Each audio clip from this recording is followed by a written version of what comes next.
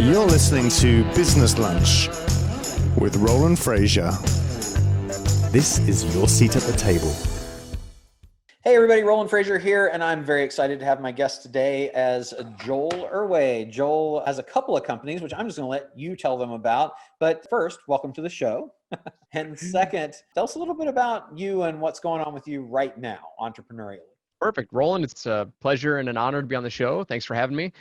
A little bit of background about myself. So really what we're working on right now, I've run a company for the past 6 years called the Webinar Agency. So as it self-identifies itself, we write sales webinars and mini webinars for people in the expert space, coaches, course creators, and consultants.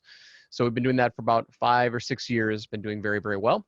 We also run a program called High Ticket Courses, which helps course creators, coaches, and consultants launch their own high-end course, high-end program from scratch. We do this using mini webinars. So this is something we've been working on under a different name for about 3.5 years. It's been recently rebranded as High Ticket Courses, but we've had a lot of success. It's great for existing product owners who want to get more leads for their high ticket programs, or new experts, new offers that are looking to launch their very own high ticket course from scratch. So that's really the gist of really what we've been working on as the past, I'd say 3 years. We've been working on it, but we've taken an accelerated approach and a more focused approach over the past 6 months in scaling this part of the business. So what is a mini webinar?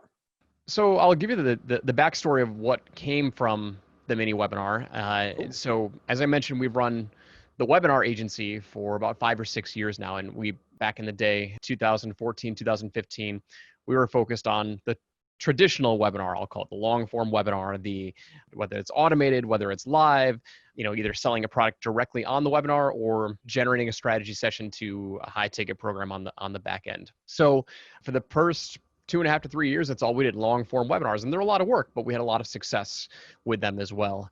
We started to get an influx of, so back in 2016 or 17, Russell Brunson was releasing his book, Expert Secrets. I've known Russell for years. I was part of his coaching programs. He's a client of mine, and he mentioned me in the book. And Russell talks all about webinars.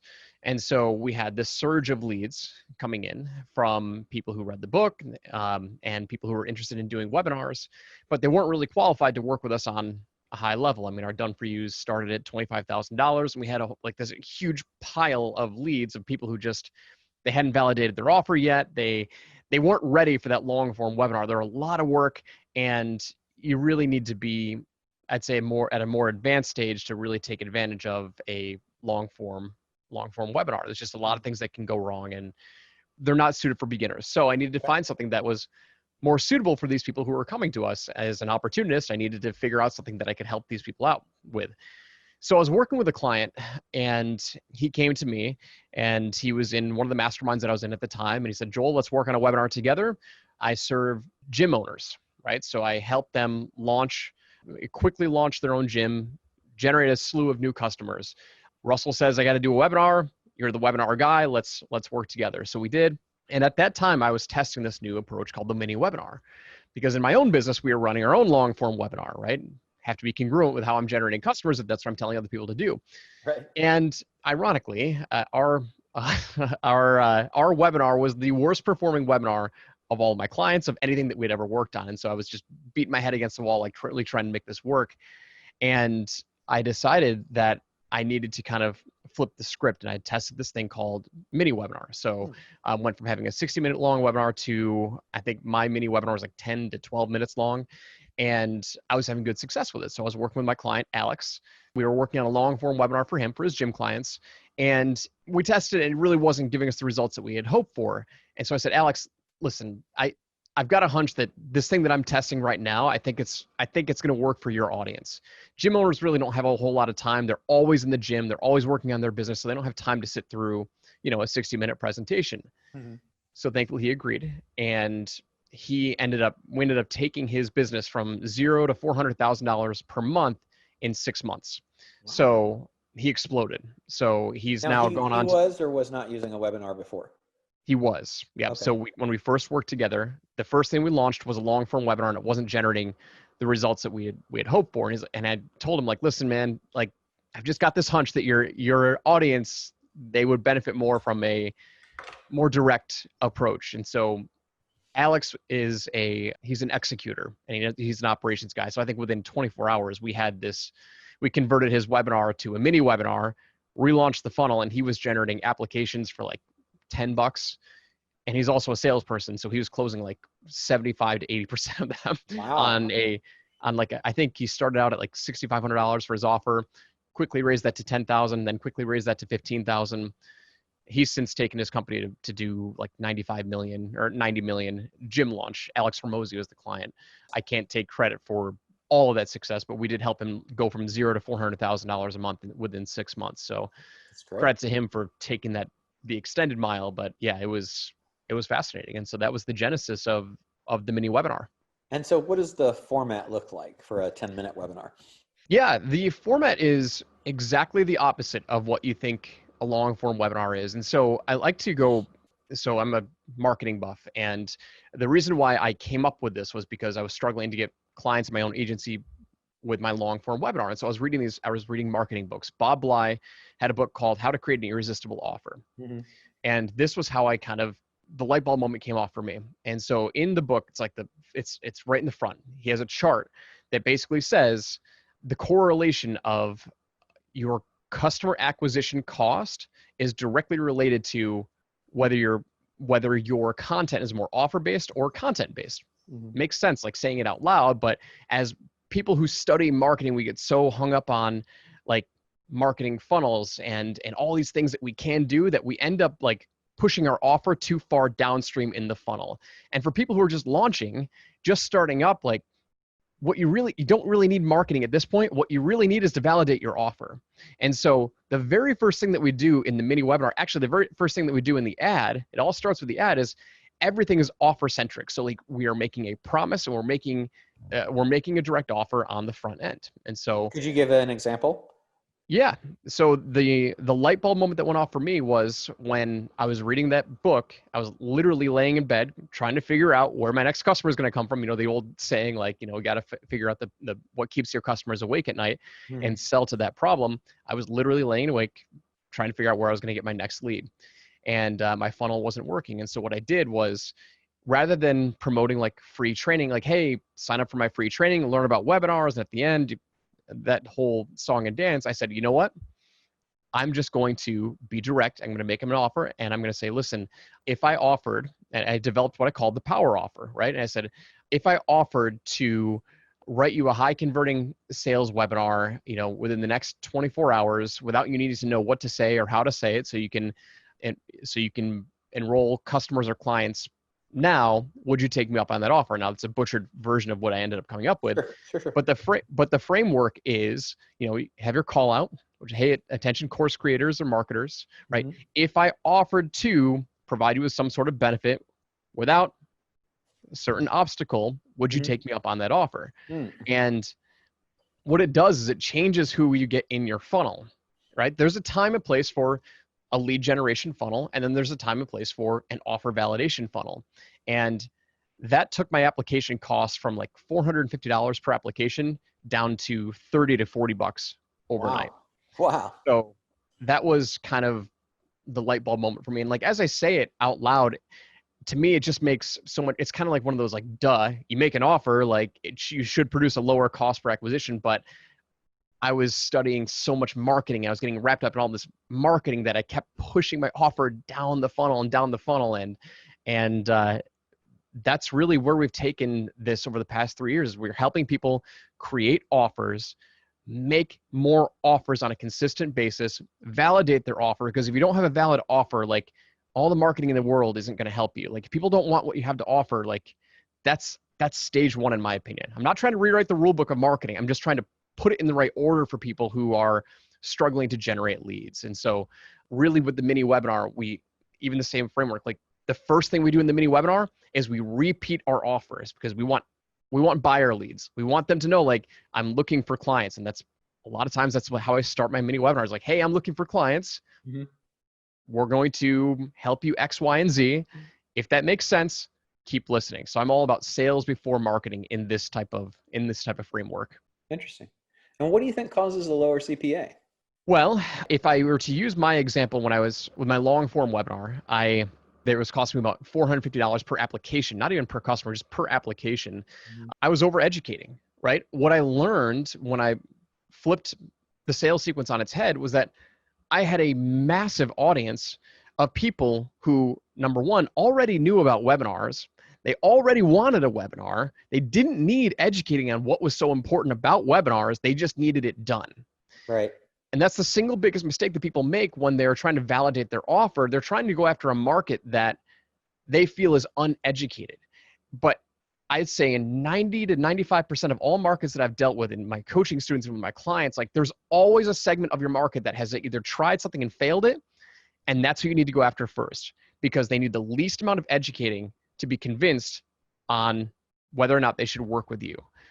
And that was the biggest aha moment. And so your cost per acquisition is going to go up with the more educating they need to get to the conversion hole. But I promise you, anyone listening right now, I would be willing to bet at least $1,000 that you've got a segment that needs very little educating to make a decision on whether or not they should work with you, or at least entertain having a conversation with you.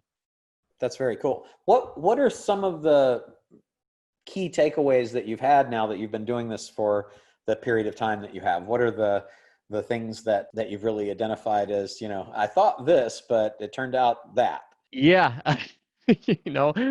Great question.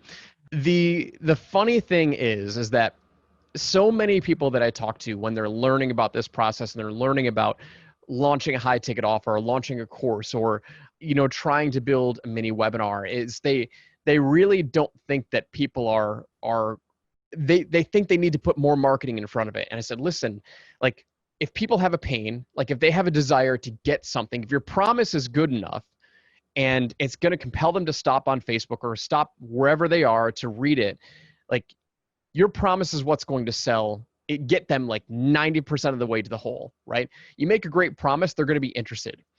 And then once they're interested, then they're going to start to do a little bit more research. Like number one, they want to believe in your system or your methodology, because your promise is not your system, right? So you make that promise and then they're going to be like, okay, either they believe you or they don't believe you, because you can oversell your promise and it will push people away. So it has to be that delicate balance of like making a promise that's believable and realistic.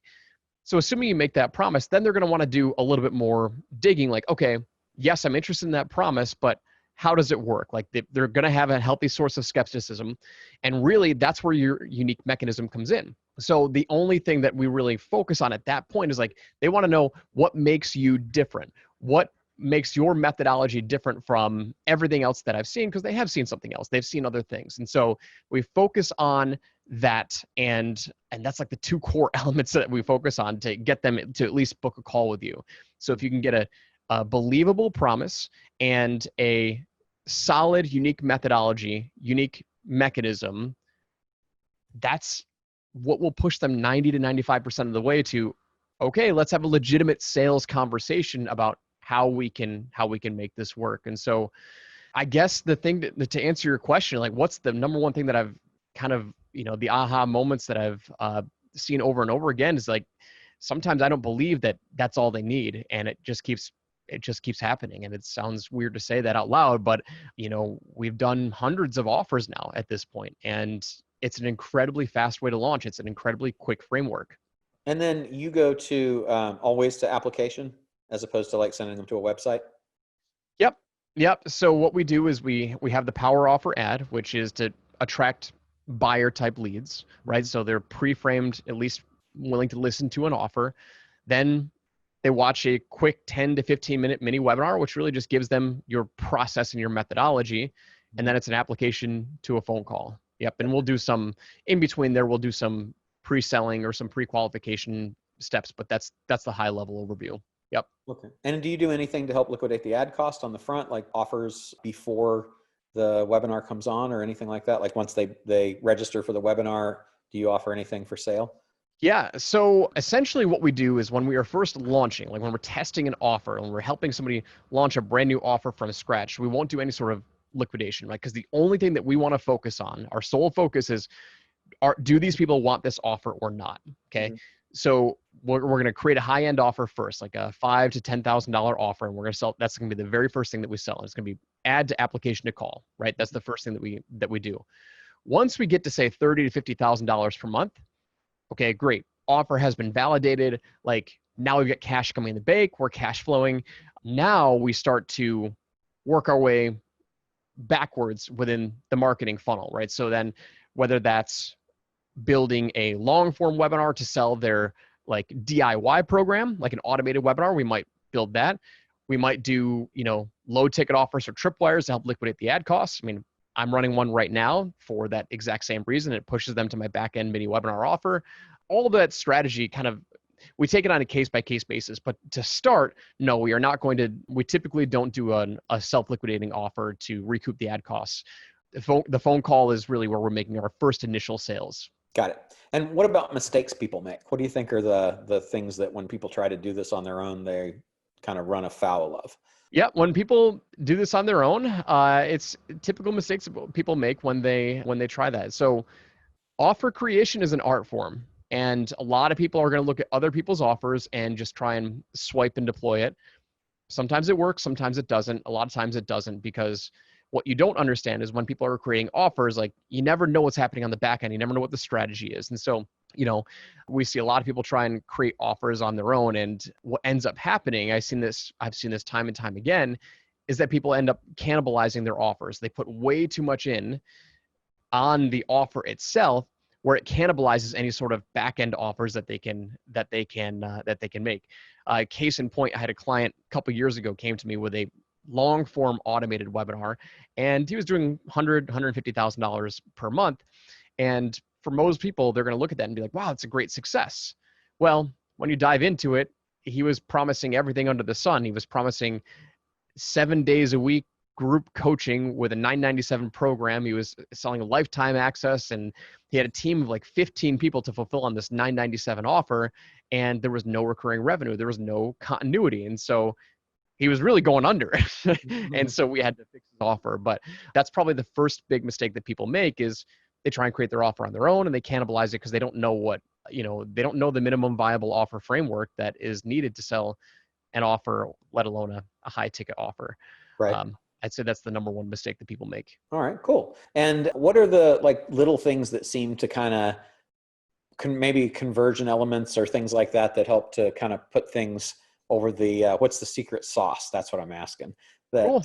That really makes things take off with these things, with these. Yeah.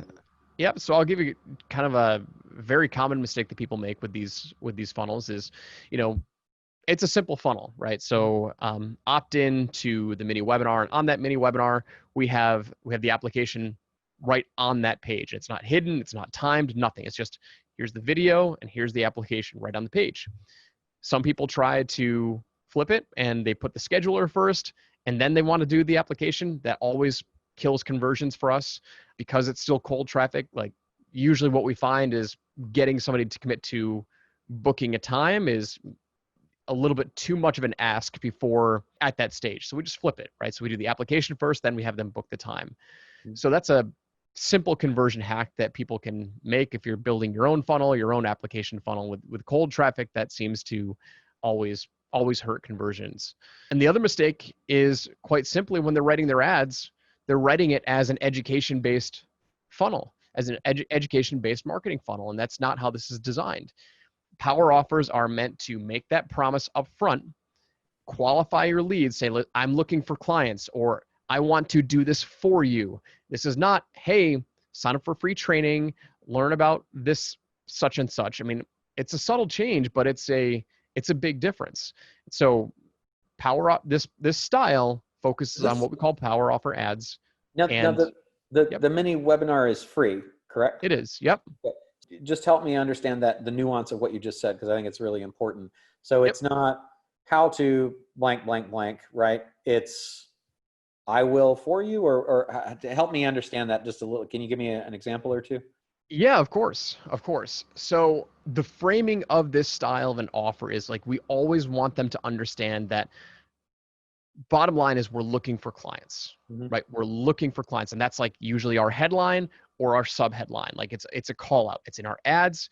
It's on our opt-in page, And does it right? just say we're looking for clients, or is it, I'm just trying to understand like kind of what does one sound like?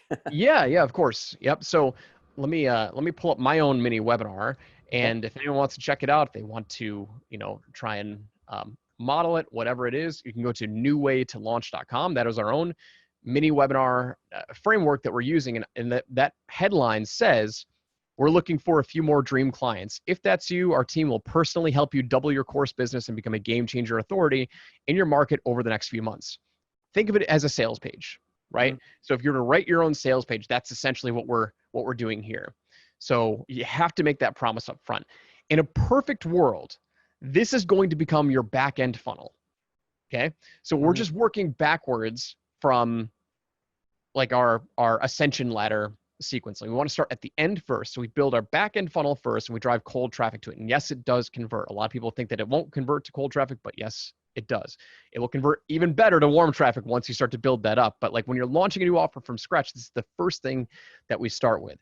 So this is your sales page, right? And so this is just one sample headline. There's all sorts of different headlines that we can use, but it's the same framework. Like it's making that promise and letting them know you're looking to apply to work with us, or you're looking to apply to a coaching program. Like this works for coaching programs, this works for done for you services, but like the framework is just make that offer, MTDO, make the dang offer, right? That's the saying that I came up with after I read that the book from Bob Bly. It's like, I just need to MTDO. I need to make the dang offer, right? When I was speaking at Brian Kurtz's Titans Mastermind back in February, like I had that up on the board, right? They wanted to learn exactly what we were doing. I said MTDO. That's the only thing you need to focus on if you want to generate leads for your high-end offers. Like just be direct with your promises and be direct with your offers. So it could be we're looking for a few more dream clients. It could be like, I'm trying to think of the first mini webinar that I wrote, but it was. I think it was from my agency, was want me to personally write a high converting webinar for you, right? Mhm. So it's just a very direct promise. Yep. Nice. And I'm looking on your page there. Lots of my friends, it looks like, are using your service. You got Shanda Sumter and Scott Olford, Vinny Fisher, Yeah. clients and business partners. Very good. Very good. It looks really good. And that's in Kartra, it looks like you're using? Yep. So yes. So for me, I'm using Kartra, and for our clients, we initially built it out in ClickFunnels. And so we do both ClickFunnels and Kartra. I just migrated everything over to Kartra for other reasons, but yep. So I have a story. So one of my clients the typical story that happened as we were converting, I don't want to say converting, but as we were shifting to doing more mini webinars than more long form webinars, because these have blown the socks off of performance, just in terms of time of execution, speed of execution, the lightweightness of it. Like if we need to make a changing this versus a long form webinar is like, it's night and day. I mean, it is so much easier. So 2.5 years ago, I had a lead come through my pipeline. His name was Stephen Jordan, young entrepreneur. He was based out of Florida, and he ran a successful cabinet refinishing company. And he's like 23 years old. It was a 7-figure business at the time. And he had done some digging, was just getting into the world of online marketing, wanted to create a course. So he read Russell's book. He saw me featured in it. And, this is the typical story that happened hundreds of times. And he called me up. He went through my funnel, and we got on the phone, and he said, Joel, I want to launch this course. I want to teach other people how to do what I've done, how I built a 7-figure, cabinet refinishing business. And, I want to sell this course for like $300 to $500. Russell says we need to do webinars. He says that you're the webinar guy. So here we go. And so I go through a slew of questions, and I loved his offer because I just love the home improvement niche, or the home services niche. It's such a great niche. We've just crushed it in that niche on multiple occasions. But anyway, so I asked him a couple of questions, and I said, have you sold this yet? Like, have you validated this offer? And he said, well, I was on Reddit and a bunch of people upvoted it. And I'm like, okay, but nobody has paid for it, right? I'm like, well, like, he's done more than like 90% of the people that I talked to. And he said, no, nobody's paid for it. I'm like, all right. I said, well, Steven, I'm not going to take on this project unless you sell this course for $10,000. And he's like, holy crap. Like, I was trying to sell it for $500. Like, how do you think I'm going to sell it for $10,000? So you just got to trust me. Like, I will help you do it. Like, but I just have no interest in putting in all the effort to do an automated sale. You are essentially asking me to launch your entire business and improve your marketing model. It's just, I don't want to do that at this time. He's like, all right, well, let's do it. If you think we can sell this for 10 grand, let's do it. So we built his mini webinar. We do it in 10 days and we launched it. And the very first lead that came through his pipeline, not even the first application, the first person who put in their email address, went through the entire funnel, hopped on the phone, and he closed him for $10,000. He spent less than $5 on marketing, less than $5 on ads. And he ended up booking his first 10 calls for less than $55. And he shut the ads off immediately because he's like, I just can't handle all these calls and I want to validate the offer first. And so he sold the first lead for $10,000 and he's since gone on to scale much bigger than that. But the main question that most people ask, well, how did you create that $10,000 offer? How did you turn that $500 course into a $10,000 course? Right. It's a good question. Yep. Steven is very ambitious and he's also, he's ahead of his time. So he understood the importance of getting customer testimonials. He was also willing to do whatever it took to make this a success because he really wanted this information business to far outpace what he was doing because he was still running his cabinet business. He still ran that 7-figure cabinet business. This was on the side. And so what he did was he said, you know what we can do? He said, if anybody wants to, if they want to learn from me directly, what we'll do is we will fly to their location. Like if they want to launch this cabinet startup business using my training, we will fly to their location. We'll spend a week with them and we will help them get started up. We will book their first 3 gigs for them. And each job was worth about $3,000 to $5,000. So they will likely make their money back by the time that we leave from that first week of working with them. I'm like, well, that's a no-brainer offer, right? I mean, each job is worth on average of $3,000 to $5,000, right? So there's clear value there, clear ROI there. But the reason why he flew out there was, yes, there's a tangible value with showing up in person, but the first person that he worked with, he brought his video camera. He filmed the entire thing. He got an awesome testimonial. Now he has tons of marketing data. He did that for the first 3 to 5 clients, I believe. That's so smart. It is really smart. And I have to say that was not my idea. So I don't want anyone to think that, oh, Joel, you're some marketing guru. You told him to fly out there. I mean, I encouraged him. He mentioned it. I said, I think that's a fantastic idea if you want to do it. So he did that for the first 3 to 5 clients that he booked. And he's like, obviously this isn't scalable, but I have the best marketing material that I could possibly use to enroll future clients. And now they fly to him, same workshop. He does like a 2-day workshop a couple times a month. I'm not sure what his frequency is, but this is back in 2018. But now they fly to him and they learn inside of his shop. He's put dozens of people through it at this point, and yeah, he's just crushing it. It's a fantastic offer. And, he's not the first person either to close the first deal for $10,000 that came through the pipeline. It's not typical. I don't want him to think that this is like some magical formula. I mean, it works very, very well, but, selling the first lead for $10,000, it's happened twice now, but it's not, I just want to be very, I don't want to overpromise and make this sound like it's something crazy, but it has happened twice. So those are cool wins. What's the biggest challenge you'd say that people that stops people from doing this or that they encounter as they get started? 100%. Great question. 100%. The biggest challenge is not being flexible on your offer. So people will come to me and they will have an idea, and I'm willing to work with ideas. That's where all great businesses stem from, is they come from great ideas. But if the market is telling us that they don't want this offer, you have to be willing to listen to it, and you have to be willing to pivot. And pivoting is the hardest thing for some people because some pivots are a lot bigger than other pivots. Sometimes we can make small pivots and make big changes, but if we are going after a market that people aren't resonating with your promise, with your offer, especially with ads, we have to really appeal to their surface level desires. We have to appeal with something that is going to get them to say, yes, I want that. And some people come with business ideas. They come with unproven offers, and it's hard for them to swallow the fact that people don't want that offer.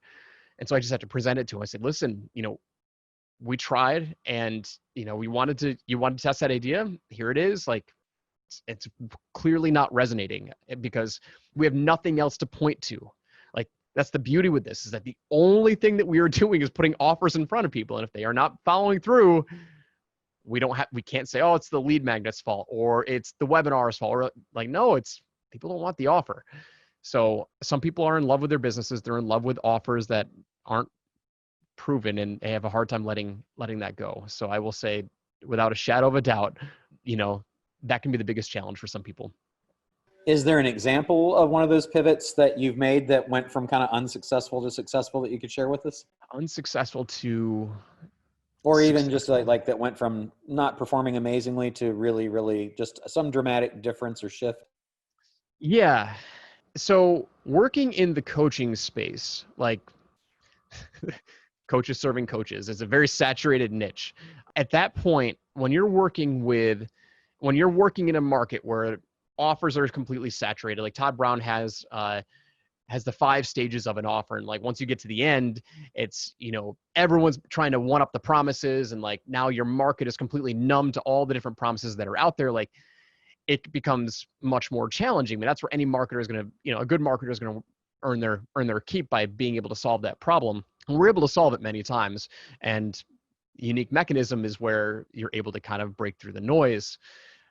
I will say that niche has been we have gotten some wins in that after starting out with some challenges. And the way that we have been able to kind of break through that noise is by clearly explaining how we are different, that unique mechanism, that unique hook. I'm trying to think of one off the top of my head that there's a couple that are coming to mind because we're working on right now, that they started out slow, but eventually we got the data coming back and we started testing new angles, and like the offer didn't really change. It's how we're communicating the offer and how we're positioning the unique mechanism. But I can say it's in the how to attract new coaching clients space, which is a very, very difficult niche to break into. But the way that we've been able to do it is with unique mechanism. So like if you're listening right now, the 2 biggest takeaways that I can give you is, like, if you want to generate leads or launch a new program, like make a clear, direct offer, make a very, very irresistible promise, and focus on your unique mechanism. Focus on how you are different, right? When we launched our mini webinar, selling mini webinars, like we have 2 or 3 unique mechanisms that you can go watch the mini webinar inside of newwaytolaunch.com. It's ungated. You don't have to opt in to watch anything, but you will see, I talk about the perfect expert model. I talk about the Tesla method of how we launch high ticket programs. And I talk about mini webinars. Those are 3 unique mechanisms that I use inside of that. This one's an 18-minute long presentation, but that's how I'm able to get people to say, okay, if I want to get coaching clients, I need the mini webinar. I need the Tesla method. I need the perfect expert model. When I'm on a sales call or my sales team is on, an enrollment call, we're looking for them to feed us back that information. We want them to give me my branded language back. If they're not giving me my branded language, then they're an unqualified lead. Like they're too far away from the conversion hole at that point.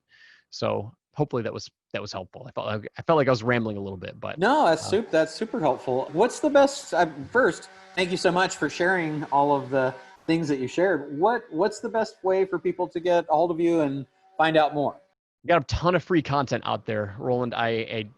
I love doing podcasts. So I have 2 podcasts of my own. First one is called Sold with Webinars. I have 120 some odd episodes up there right now. And that's all marketing related. So, and usually they're 10 to 15 minutes, unless I'm doing an interview. It's a mix of interviews and solos. All my solo episodes are 5 to 10 minutes long. So very bite-sized chunks.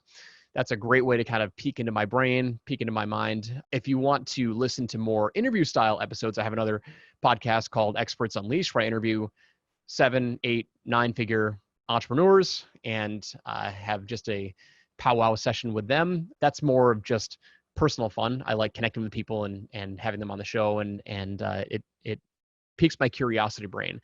So those are two podcasts that they can check out. They can go to my branded website, joelerway.com, and that's probably the best spot for them to go, like, into my world. They'll have access to everything else that I do. But those are the 3 main spots that they can go. Awesome. Well, thanks again. I really appreciate you taking the time to hang out with us today, and look forward to connecting with you in the future. Thanks, Roland. It was a blast. Awesome.